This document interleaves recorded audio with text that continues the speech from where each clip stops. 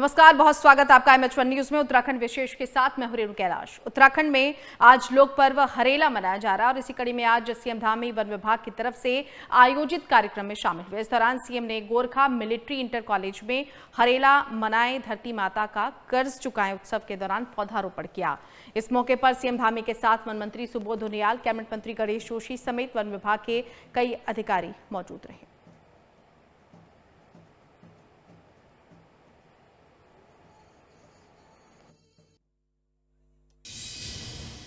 आज बहुत ही शुभ दिन है और हमारा प्रकृति पूजन, पर्यावरण संरक्षण के प्रति हमारे पूर्वजों के द्वारा बहुत लंबे समय से मनाया जाता रहा हरेला पर्व है। और इस पर्व पर आज हमने प्रकृति का पूजन भी किया है और साथ ही पौधों का रोपण भी किया है। और आज के दिन हमने पूरे प्रदेश के अंदर न्यूनतम 5 लाख पौधे 7 लाख पौधे रोपने का आज लक्ष्य लिया है। और ये पौधे हम रोपेंगे, निश्चित रूप से ये पर्यावरण संरक्षण के दिशा में एक बड़ा काम होगा। आदरणीय प्रधानमंत्री जी ने जो एक पेड़ माँ के नाम अभियान का ये दूसरा चरण प्रारंभ होगा। इस वर्ष भी कई करोड़ों पेड़ पूरे देश के अंदर लगाए जाएंगे। उस श्रृंखला में उत्तराखंड में भी हम चाहे आज प्रकृति संरक्षण हो, हमारे जीव जंतुओं के लिए फलदार वृक्ष लगाने हों, या हमारे जो जल संसाधन हैं, हमारे स्रोत हैं, उन सब के नवजीवन पुनर्जीवन के लिए हमारा सारा जो रिवर रिजर्वेशन अथॉरिटी का गठन किया गया है, उसके माध्यम से नाले, गधेरे, हमारे स्रोत, उन सभी को रिचार्ज करना, उनका संरक्षण करना, ये हमारी प्राथमिकता में है। क्योंकि देवभूमि उत्तराखंड, हमारा 70% से अधिक भूभाग उत्तराखंड का वनों से आच्छादित है। देखिए, हरेला हमारा एक परंपरागत एक ऐसा त्यौहार है जिसमें हम धरती माँ का आभार प्रकट करते हैं, जो हमको जंगल, पानी और बयार ये है जीवन के आधार, और ये जंगल से हमें मिलती है। तो आज धरती माँ के प्रति आभार प्रकटने का ये पर्व है। सबसे पहले तो पूरे प्रदेशवासियों को उसकी बधाई। इस वर्ष हमारा लक्ष्य 1.5 करोड़ पेड़ हरेला में, और 1.5 करोड़ पेड़ों को लगाकर एक नया हम लोगों ने शुरुआत की है कि इस बार हम लोगों ने थर्ड पार्टी मॉनिटरिंग करने का प्राविधान भी किया है, ताकि जो पेड़ लगाए जाएं इनके संवर्धन संरक्षण पर थर्ड पार्टी की नजर से इनको किससे बचाया जा सके। क्योंकि पिछले 3 वर्षों के बड़े उत्साहवर्धक हम पे आंकड़े आए हैं। पिछले 3 वर्षों में हरेला में लगाए पेड़ों का सर्वाइवल रेट 80% है। लोकप्रिय हरेला की बहुत बधाई देता हूँ, बहुत शुभकामनाएं देता हूँ कि आज का ये दिन आप सब लोगों के लिए शुभ हो। और मुझे भी आज के दिन, इस शुभ दिन पर आप सबके साथ आज यहाँ पौधारोपण और इस कार्यक्रम में आप सबके बीच में सम्मिलित होने का अवसर मिला है। ये हरेला पर्व केवल एक पर्व नहीं है, ये उत्तराखंड की माटी से जुड़ा हुआ एक भाव है, एक चेतना है, एक संस्कृति है जो हमें प्रकृति से प्रेम करना सिखाती है, प्रकृति के पास रहना सिखाती है। इस पर्व का नाम ही अपने भीतर हरियाली जीवन और सृजन का संदेश समेटे हुए है। हरेला पर्व पर्यावरण और प्रकृति संरक्षण के प्रति, हमारा पर्यावरण के प्रति प्रेम और प्रतिबद्धता का द्योतक है। सनातन संस्कृति में प्रकृति को हमेशा से माँ के रूप में पूजने की परंपरा रही है। इसी परंपरा का मूर्त रूप हरेला पर्व है, जिस दिन हम सभी सुख समृद्धि की कामना करते हैं और इसके साथ साथ जो हमारी प्राकृतिक धरोहरें हैं, जो प्रकृति के द्वारा प्रदत्त हैं, ईश्वर के द्वारा प्रदत्त हैं, उन सभी को संरक्षित करने का, संवर्धित करने का संकल्प भी लेते हैं। भाइयों बहनों, आज का ये जो पौधारोपण कार्यक्रम है, वह भी हमारी इसी पर्यावरण के प्रति जो प्रतिबद्धता है उसी का एक प्रतीक है। मुझे ये अत्यंत कहते हुए गर्व हो रहा है कि आज हरेला के पावन अवसर पर हम सब ने मिलकर आज एक ऐतिहासिक कार्य करने का निर्णय लिया है कि आने वाली पीढ़ियों को हम स्वच्छ पर्यावरण और हरित भविष्य का वरदान देगा। आज प्रदेश के कोने कोने में बड़ी संख्या में पौधों का रोपण हो रहा है। हमारे वन विभाग पूरा उसका एक आज यहाँ पर इंडेक्स बनाया हुआ है जिसका लाइव लगातार चल रहा है। आज 7 लाख का लक्ष्य लिया गया है। मैं समझता हूँ कि आज के दिन ये लक्ष्य हमारा पूरा हो जाएगा। ये केवल इतने पौधे रोपे जाने का ये केवल एक आंकड़ा नहीं है, बल्कि पर्यावरण के प्रति हमारी संवेदनशीलता और प्रतिबद्धता के साथ ये हमारे सामूहिक प्रयासों का भी एक जीवंत उदाहरण है।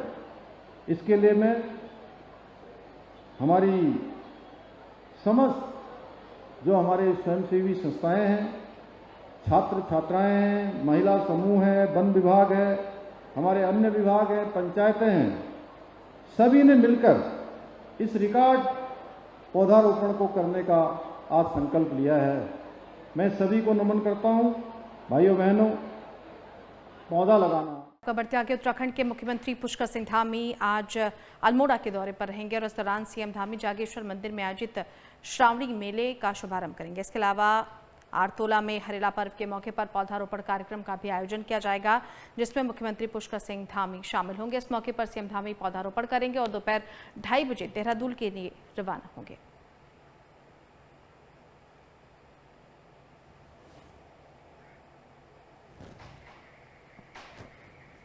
संवाददाता देवेंद्र हमारे साथ जुड़ गए। देवेंद्र, क्या कुछ कार्यक्रम सीएम पुष्कर सिंह धामी का? देखिए, आज से श्रावण मास का शुरुआत हो रही है और श्रावण मास के शुरुआत के अवसर पर सीएम पुष्कर धामी अल्मोड़ा के जागेश्वर धाम पहुंच रहे हैं और यहाँ पर श्रावण मास का शुभारंभ करेंगे। और ये शुभारंभ करने के साथ यहाँ पर 1 महीने तक करीबन यहाँ पर सावन मास का जो महीना है वो चलेगा और यहाँ पर तमाम तरह के भक्त और श्रद्धालु जागेश्वर धाम पहुंचेंगे। सीएम धामी यहाँ पर श्रावण मास का शुभारंभ करने के बाद यहाँ के जो कार्यक्रम है उनमें भी हिस्सा लेंगे और इसके बाद आरतोला पहुंच करके उनका हरेला पर्व को लेकर के एक वृक्षारोपण का कार्यक्रम है और इस वृक्षारोपण कार्यक्रम के माध्यम से वो पेड़ लगाएंगे और इसके बाद फिर देहरादून को रवाना होंगे। देवेंद्र, कब तक उनके पहुंचने की संभावना? देखिए, जो सीएम का कार्यक्रम है करीबन 12:15 बजे जागेश्वर धाम पे पहुंचेंगे और करीबन 2 से 3 घंटा जागेश्वर धाम में रहेंगे और इसके बाद आगे को रवाना होंगे। देवेंद्र, अधिकारियों के साथ भी उनकी महत्वपूर्ण बैठक है, कोई जानकारी इस बाबत? देखिए, जागेश्वर धाम क्योंकि मंदिर माला मिशन से जुड़ा हुआ है कहीं ना कहीं। इससे पहले करीबन 1 या 1.5 साल पहले प्रधानमंत्री नरेंद्र मोदी भी यहाँ पर को आए हैं, तो जागेश्वर धाम मंदिर माला का एक अहम पड़ाव है। तो कहीं ना कहीं सीएम धामी जब अल्मोड़ा पहुंचेंगे तो अधिकारियों को दिशा निर्देश देते हुए दिखाई देंगे, क्योंकि मंदिर माला मिशन के तहत जागेश्वर धाम का विकास तेजी से किया जा रहा है। इसको पर्यटन हब के तौर पे विकसित करने का प्रोग्राम बनाया जा रहा है। तो कहीं ना कहीं सीएम धामी अधिकारियों से भी मिलकर के उनको दिशा निर्देश देने का काम करेंगे और इसमें आगे को काम की समीक्षा भी कर सकते हैं। चलिए, बहुत धन्यवाद देवेंद्र आपका इस तमाम जानकारी के लिए। तो सीएम पुष्कर सिंह धामी का अल्मोड़ा में कार्यक्रम है, उससे थोड़ी देर बाद अल्मोड़ा में मौजूद रहेंगे। मेले में सुरक्षा व्यवस्थाओं पर अधिकारियों के साथ भी महत्वपूर्ण बैठक करेंगे सीएम धामी।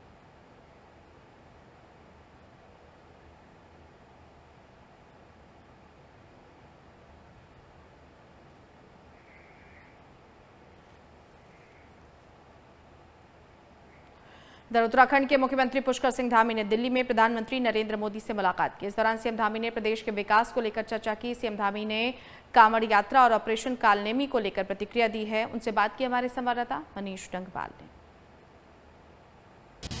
मुख्यमंत्री पुष्कर सिंह धामी दिल्ली दौरे से वापस लौटे और प्रधानमंत्री नरेंद्र मोदी से भी उन्होंने इस दौरान मुलाकात की है। किन मुद्दों पर बातचीत हुई है, बातचीत करने के लिए हमारे साथ मौजूद है मुख्यमंत्री पुष्कर सिंह धामी जी।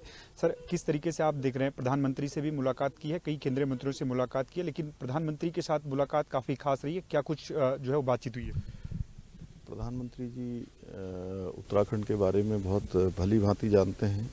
उनके हृदय में उत्तराखंड बसता है और उत्तराखंड की सभी परियोजनाएं जो आपने देखा होगा उनके प्रधानमंत्री बनने के बाद तेज़ी से आगे बढ़ी हैं, चाहे वो ऑल वेदर 4 धाम रोडें हों, भारतमाला सड़क परियोजना हो, सीमांत क्षेत्रों का विकास करना हो, रेल परियोजनाएं हों, स्वास्थ्य सेवाएं हों, हेली सेवाएं, हवाई अड्डों का विस्तार हो या हवाई सेवाओं में तेज़ी से यहाँ पर अन्य स्थानों के लिए हवाई उड़ानें हों। इसके अतिरिक्त एम्स का हमारा सैटेलाइट सेंटर खुलना हो या तमाम ऐसी परियोजनाएं जो लंबे समय से रुकी हुई थी, चाहे उसमें लखवाड़ बांध हो, सौंग बांध हो, हमारा जमरानी बांध हो, इन सभी को स्वीकृति मिली है। और इधर अभी नंदा राज्य हमारे राज्य की बहुत प्रमुख यात्रा है, 20 दिनों तक चलने वाली, वो यात्रा के संबंध में उनको अवगत कराया है। कुंभ 2027 में हमारे यहाँ जनवरी माह में प्रस्तावित है, तो उस कुंभ के बारे में भी, और जो 4 धाम यात्रा चल रही है, इस समय कांवड़ यात्रा है और कैलाश मानसरोवर यात्रा है, पर्यटकों का सीजन है, मानसून का समय है, आपदाओं की स्थिति है, उन सभी से आदरणीय प्रधानमंत्री जी को अवगत कराया है। और जो हमारे नए डेस्टिनेशन हैं, उन नए डेस्टिनेशनों के बारे में भी, स्पिरिचुअल जोन बना रहे हैं जो हम, उसके बारे में आदरणीय प्रधानमंत्री जी को सभी योजनाओं के बारे में भी अवगत कराया है और उनसे ज़रूरी मार्गदर्शन भी लिया है। सर, किस तरीके से दिखते हैं उत्तराखंड के बतौर मुख्यमंत्री? जब भी आप मुलाकात करने पहुंचते हैं, समय जो है वो काफ़ी मिलता है, तो किस तरीके से आपको लगता है कि वास्तव में ये प्रदेश के लिए भी बेहतर है? डबल इंजन की जो बात होती है उससे प्रदेश को फ़ायदा होता है?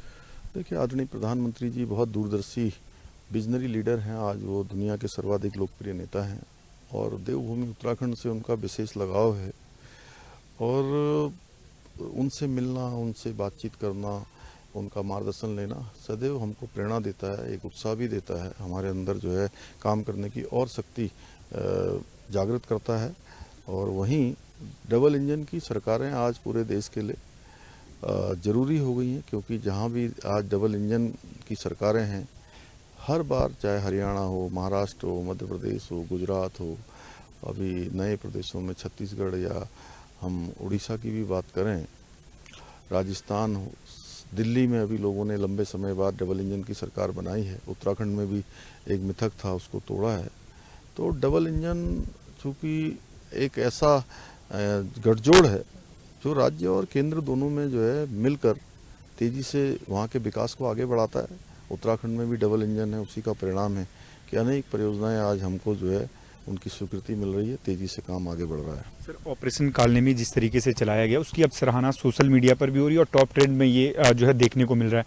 क्या आपके दिमाग में वास्तव में ये आया कि जब ऑपरेशन कालनेमी चलाया जाएगा तो ऐसे ढोंगी बाबाओं को पकड़ा जाएगा जो वास्तव में आम लोगों को ठगते हैं और परेशान भी इससे आम लोग काफ़ी रहते हैं? देवभूमि उत्तराखंड है और देवभूमि उत्तराखंड में कालनेमी नहीं होने चाहिए। और कालनेमी जो है, जो हमारे आस्थावान लोग हैं, धार्मिक लोग हैं, श्रद्धालु हैं, उनके रास्ते में कहीं ना कहीं अवरोध करने का काम करते हैं, धार्मिक भावनाओं को आहत करने का काम करते थे। उनको निश्चित रूप से रास्ते से हटाना, उनकी जो असली पहचान, उस पहचान को उजागर करना, यही कालनेमी ऑपरेशन है। और कालनेमी ऑपरेशन सच में जो भगवान के भक्त हैं, जो परमात्मा के साक्षात्कार के लिए आते हैं देवभूमि उत्तराखंड, उनके रास्ते में कहीं ना कहीं अवरोध बनते हैं। और सुरक्षा की दृष्टि से भी ये बहुत महत्वपूर्ण है। अपनी पहचान छुपाना, ये करना, ये कहीं ना कहीं अपराध की श्रेणी में आता है, इसलिए कालनेमी ऑपरेशन चलाया गया है। धन्यवाद हमसे बातचीत करने के लिए। मुख्यमंत्री पुष्कर सिंह धामी, जिनका साफ तौर से कहना है कि डबल इंजन की सरकार में जिस तरीके से विकास के काम हो रहे हैं वो कई राज्यों के लिए एक उदाहरण भी है। और प्रधानमंत्री नरेंद्र मोदी से मुलाकात के दौरान उन्होंने कई मुद्दों को, उत्तराखंड के विकास को लेकर चर्चा भी की है। कैमरा पर्सन मनोहर रावत के साथ मनीष डंगवाल, MH1 न्यूज़, देहरादून। आगे बढ़ते देहरादून में टीबी मुक्त भारत अभियान के तहत राजभवन में राज्यपाल गुरमीत सिंह की अध्यक्षता में सम्मान समारोह का आयोजन किया गया। समारोह में क्षय रोग से जुड़ी विभिन्न श्रेणियों में योगदान देने वाले व्यक्तियों और जिलों को सम्मानित किया गया। इस दौरान राज्यपाल ने 13 टीबी मरीजों को पोषण किट भी दी, साथ ही 13 टीबी चैंपियंस को प्रशस्ति पत्र देकर सम्मानित किया गया। इस समारोह में जिलों में सर्वश्रेष्ठ देहरादून, चंपावत और रुद्रप्रयाग जिले को भी सम्मानित किया गया। इस मौके पर राज्यपाल ने प्रदर्शन करने वालों से कहा कि हमें सामूहिक तरीके से टीबी को खत्म करना है। साथ ही उन्होंने लोगों से निक्षय मित्र बनने का आह्वान भी किया।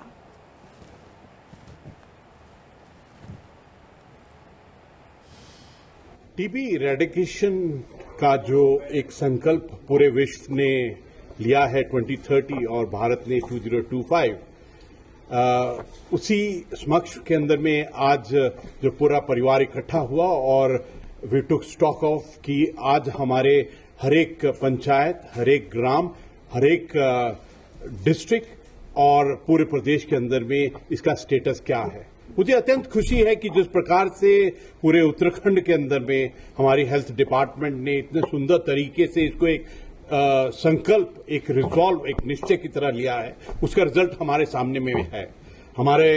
आज हमने सम्मानित किया उनको जो चैंपियंस जिन्होंने इस बीमारी से बाहर निकले। वो इसलिए हुआ क्योंकि निक्षय मित्र योजना बहुत ही सुंदर तरीके से की गई और हमको एक बात पक्का समझ थी, ये हर एक इंडिविजुअल नहीं, ये पूरे समाज को इकट्ठा होकर इसको इकट्ठा से जूझना पड़ेगा क्योंकि ये एक वॉर है, एक कैंपेन है, तो इसको बहुत ही एक प्लान तरीके से इसका रूप दिया गया। और मुझे बहुत खुशी है कि जो रिजल्ट उत्तराखंड के अंदर में टीबी उन्मूलन का है वो पूरे राष्ट्र में पहला है और इसके लिए मैं स्वास्थ्य मंत्री जी को बहुत मुबारकबाद देता हूं कि गवर्नमेंट ऑफ इंडिया ने इसके लिए स्टेट को सम्मानित भी किया है। इधर प्रकृति और हरियाली को समर्पित उत्तराखंड के प्रमुख लोक पर्व हरेला का आयोजन पूरे प्रदेश में हर्षोल्लास के साथ किया जा रहा है। कृषि मंत्री गणेश जोशी ने एक पेड़ मां के नाम थीम के तहत कैंट रोड स्थित अपने कार्यालय में इस पर्व का आयोजन किया। इस कार्यक्रम में उद्यान विभाग के अधिकारी, स्थानीय जनप्रतिनिधियों और जनता ने बढ़ चढ़कर हिस्सा लिया। कार्यक्रम को संबोधित करते हुए गणेश जोशी ने कहा कि हरेला उत्तराखंड का एक महत्वपूर्ण लोक पर्व है जो प्रकृति के प्रति गहरी श्रद्धा और सदियों पुरानी कृषि परंपराओं का प्रतीक है। इस मौके पर उन्होंने पौधारोपण के साथ साथ उनके संरक्षण की भी अपील की।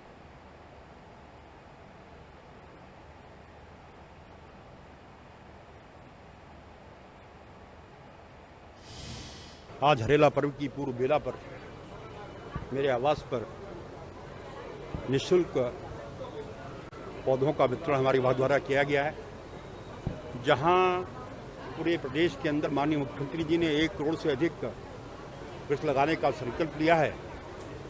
वहीं हमारे विभाग द्वारा 15 लाख फलदार पौधे लगाने का लक्ष्य रखा है। अभी तक 9,57,000 पौधे कल तक हम बांट चुके हैं और शाम की जानकारी मैं लूँगा। और हमारा पूरा और ये अभियान अभी 1 हफ्ते चलेगा। फलदार वृक्ष लगाने से ऐसे इस बात से है कि लोगों को उम्मीद रहती है कि ये पौधा जो है बड़ा होगा, इसमें फल लगेगा, शुद्ध हवा मिलेगी, लोग उसकी देखभाल करते हैं। और वहीं देश के प्रधानमंत्री नरेंद्र मोदी जी का मैं विशेष आभार व्यक्त करता हूँ, जिन्होंने कहा है कि एक पेड़ माँ के नाम। माँ के नाम से आशय इस बात से है क्योंकि बच्चों का अपनी माँ से एक विशेष लगाव होता है। उत्तराखंड के पिथौरागढ़ जिले में एक बड़ा हादसा हुआ। यहां मंगलवार को एक गाड़ी बेकाबू होकर 150 मीटर गहरी खाई में गिर गई। हादसे में 8 लोगों की मौत हो गई। हादसा सोनी पुल के पास हुआ। गाड़ी मुवानी से बगटा जा रही थी। इसमें 13 लोग सवार थे। पिथौरागढ़ के एसएसपी रेखा यादव ने बताया कि गाड़ी मुवानी से बोगटा की तरफ जा रही थी कि अचानक नियंत्रण बिगड़ गया। इससे गाड़ी नदी में जा गिरी। इस घटना में मौके पर ही 8 लोगों की मौत हो गई है, जबकि 3 लोगों को गंभीर अवस्था में अस्पताल में भर्ती कराया गया। इस हादसे के बाद जिलाधिकारी विनोद गोस्वामी ने अधिकारियों के साथ आपातकालीन कोर कमेटी की बैठक की, जिसमें पुलिस, परिवहन, लोक निर्माण समेत कई संबंधित विभाग के अधिकारी मौजूद रहे। बैठक के बाद जिलाधिकारी विनोद गोस्वामी ने अस्पताल में सड़क हादसे में घायल हुए लोगों से मुलाकात की और उनका हालचाल जाना। जिलाधिकारी ने घायलों को बेहतर इलाज करने के लिए मुख्य स्वास्थ्य अधिकारी को जरूरी दिशा निर्देश भी दिए।